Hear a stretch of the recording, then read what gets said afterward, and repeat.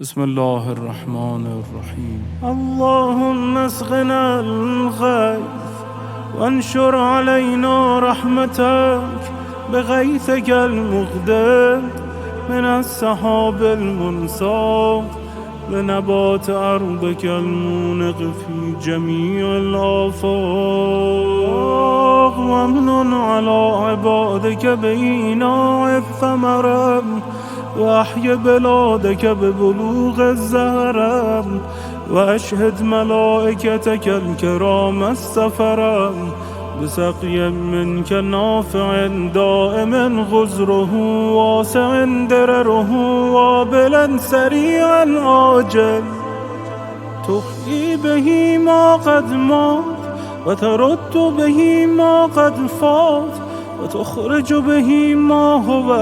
آت وتوسع به في الأقوات سحابا متراكما هنيا مريئا طبقا مجلجلا غير ملث وادقه ولا خلب برقه اللهم اسقنا غيثا مغيثا مريعا ممرعا عريضا واسعا غزيرا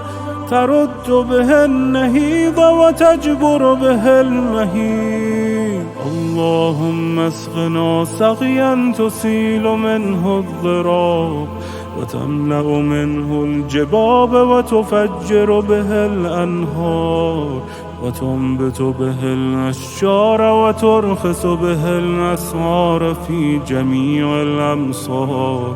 وتنعش به البهائم والخلق وتكمل لنا به طيبات الرزق وتنبت لنا به الزرع وتدر به الظهر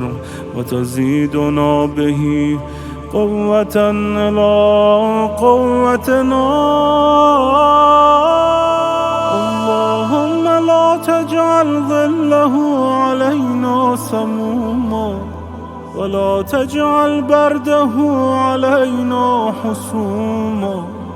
ولا تجعل صوبه علينا رجوما ولا تجعل ماءه علينا أجاجا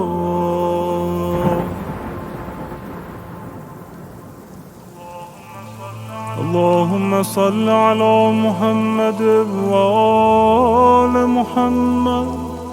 وارزقنا من بركات السماوات والأرض إنك على كل شيء قدير.